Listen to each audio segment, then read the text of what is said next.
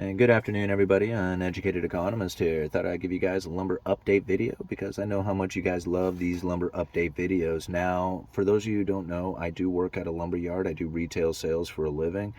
And I have been putting out lumber videos just about every week for like 4 years. So when lumber ran up to 1,700 per thousand and everybody was screaming manipulation and greed and I don't know, coming up with all these conspiracy theorists. I was one of the few people out there who was accurately calling the lumber market saying, nope, this is an inventory depletion due to a bug infestation that had happened up in the British Columbia area. And everybody wanted to argue with that, but it turned out that I was right on all of it. Now, I don't mean to brag about it, but I am from the Pacific Northwest. I work at a lumber yard. I know people who log. I know people who work at the mills. I know vendors. I know retailers. I know wholesalers. I know just about every single leg of the entire lumber market. And it was pretty easy for me to see what was happening throughout 2019. I mean, like I said, there was this bug infestation, this blue pine mountain beetle that had infested the forest up in the British Columbia area. They went into what was called salvage mode, where they, either these trees rot, they're already dead from this bug infestation, so they either rot or they cut the trees and mill it up and get some use out of it. So that's really what was taking place all throughout 2019, is that they were in the salvage mode, pumping a lot of material down into the United States. Well, that was an oversupply of lumber that had taken place. And throughout 2019, mills were shutting down, inventory depletion. In fact, we had done a report towards the end of 2019, I think it was in November, of over 1 billion square feet of OSB that was getting pulled permanently from production. And so we knew throughout 2019 that there was issues within the lumber manufacturing, industry. 2020 hits, right? Lockdowns, COVID, more shutdowns, stimulus packages come out. Everybody runs down, starts building decks, fences, remodeling the garage, putting an addition on. All of a sudden, we had this huge lumber demand. Now, this is during a time when there was a huge inventory depletion. So not only did we have low lumber levels, but then there was also the stimulus package that came out that went right towards lumber. Not all of it, but a lot of it went into lumber. That zapped the remaining inventory. Now, trying to fill that inventory back up became very difficult. So when it comes to like retail for an individual, well, that's elastic, right? So they can make the decision, maybe we won't do it this month, maybe we'll do it next month, whatever. When it comes to home building, that's inelastic demand. Once they set forth on that project, they have to go through with it. So if the price goes up, they're paying the price for it because it's inelastic, right? And that's really what had taken place throughout, 2020 and into 2021, was that we had this inelastic demand that was going towards lumber during a time when there was this huge inventory depletion. And even if the mills wanted to produce more, there's only so much capacity that they could get out. And so until the inventory levels had reached full capacity again, the demand for it was going to outweigh the supply and the prices were going to stay elevated. Well, as soon as the supply met the demand, the prices fell out. And what did we see start to take place? Right? We started seeing curtailments and inventory shutdowns or inventory depletions and all that other stuff that was coming with it when you have a drop in demand as significant as we saw. So it went from like, 400 or 500 per thousand, which would be typical back in 2018. I think it ran up to 650 per thousand back then. Ran all the way up to 1,700, fell to 400, back up to 1,000, and then now we're back here at like right around 400 per thousand again. So something very interesting is starting to take place again, is that we have the mill curtailments really kicking into gear. Now, think about this in a level or in a sense that when the prices run up and then production ramps up, what is actually happening there? Because mills can only produce so much, right? They only have so much space, so much time.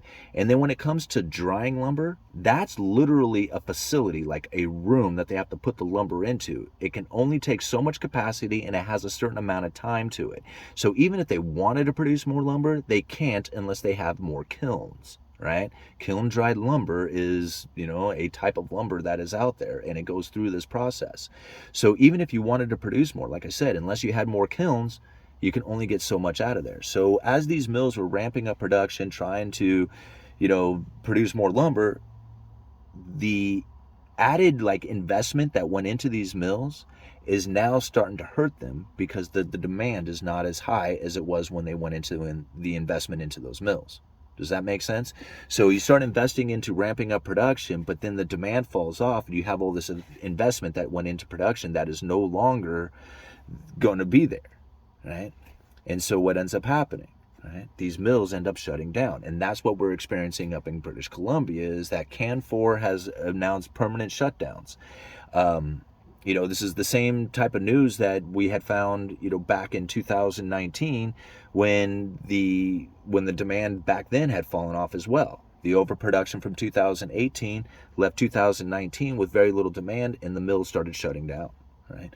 Well, same thing. We had this huge overwhelming consumer demand, or this overwhelming demand coming to the mills when the prices had run up as high as they did. They produce a bunch of lumber, it goes into the system, then the demand falls out of it, and now the mills are like, now what do? They start shutting down production. This is what we're experiencing.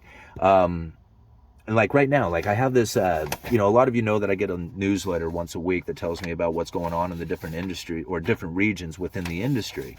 And this is what we're starting to find out, is that these mills are starting to suffer. They're starting to, feel the pain from this, from the lack of demand. Let's see here. OSB, the Forex Amos in Eastern Canada, which has filed for bankruptcy protection. You think about that, right? I mean, this was a couple of years ago. These guys were getting $80 a sheet for their, well, these guys probably weren't, but OSB was retailing for $80 a sheet. Now it's retailing for like 12. No wonder why these guys are going bankrupt. Think about it. When it was at $80 a sheet and retailing for $80 a sheet, and they're like, dude, you need to produce more. They're like, okay, well, we can only produce so much.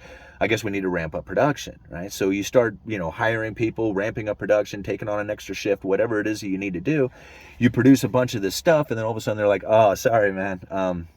We don't need all that stuff. I know you produced a lot because at the time it seemed like you needed to do that, but now, yeah, we don't really need that much. And they're like, cool. What do you mean you don't need this much stuff? We got all these sheets here. We projected to sell them at this higher price, and now you're telling me we can't get that price for it? Well, I guess we're going to have to go bankrupt, aren't we? And that's what a lot of these mills are going to end up suffering with, and this happens to be one of them. Now, it does say that they will not shut down production, or that it shouldn't shut down production too much, like they're going to just keep rolling right on through the bankruptcy. So, I mean, whether or not it actually depletes inventory off the market, that's something that's going to be in question. But, it is a bankruptcy, and that can't be good for the industry. And then talking a little bit more about some of the other products, like the fir plywood. It says fir plywood has seen slower pace of buying, right? Not as many people out there. Mills are reporting the slower trend. Southern yellow pine plywood. Southern yellow pine plywood demand continues to grow, which isn't surprising. If you have like other places depleting, then you'll have like the cheaper versions start to increase. I'm not saying that southern pine is the cheaper one, but traveling, distance, demand from other locations, this is really where like, certain products may be worth more or less in particular regions because of the distance that it has to travel. Let's see here. With very little prompt wood available at the mills, have firmed up pricing. So yeah, they don't have the whole lot of inventory there. Let's see here. Western side, Western SPF. Sales of Western spruce have been elusive this week. A large wall of Euro imports and the spec positions of wholesalers got the attention of producers, but not their price list quite yet. So it seems to me like there's plenty, like the large wall of European imports has probably got these mills in such a condition, and they're like, man, there is too much here, and we're not, I mean, again, like into curtailments. That's what I see happening. Eastern SPF. Buyers continued to be cautious this week, buying only what they needed. Southern yellow pine. The week saw a slowdown in southern yellow pine. 2x4s and 2x12s leading the way. So those were the highest ones in demand. And in fact, 2x12 is something that we have experienced here in my yard. an issue with as far as sourcing out the wider material. Like you can get the narrows, the 2x4, 2x6, those are fairly readily available because the mills will produce more of that since those are the ones that are in higher demand. But the wides are becoming a little bit more difficult to source out. Let's see here. What else can I talk about? I think that's probably the big information. I mean, we already know about the home builder sentiment starting to pick up. It was down all the way to 31 at one point, and that has picked up to 42.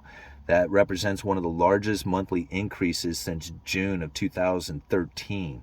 So we can see that the home builders are starting to get a little bit more eager about wanting to build. You got to think about it. If you're a home builder and you haven't been building for the last 6 months, a year, that's your job, that's your income, that's your money. So you want to build, you're eager to do it. And the longer you wait, the more eager you get. So it's going to be, it shouldn't be too much. It shouldn't take too much is what I should say. I don't know about length of time, but to take that 42 to 50, right? Because it went from 31 to 42. You have to think anything on this index below 50 is negative. Anything above it is positive. And it went from 31 to 42, right? So just another 8 points and the home builder sentiment goes positive.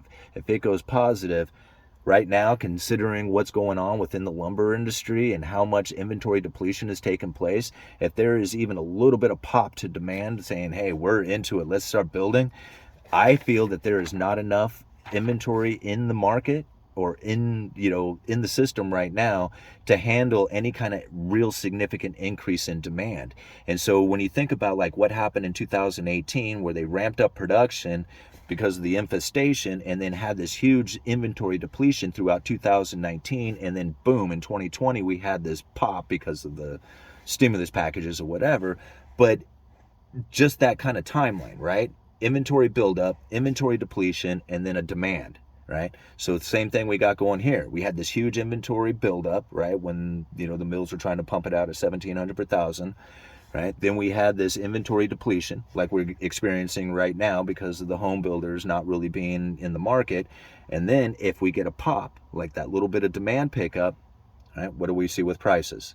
I mean, it's a very similar style story. I mean, like the conditions of it aren't the same, but, the similarities of what's happening with inventory levels and pricing and stuff like that, that's starting to rhyme, right? I mean, at least it rhymes to me. All right, Uneducated Economist, you guys let me know.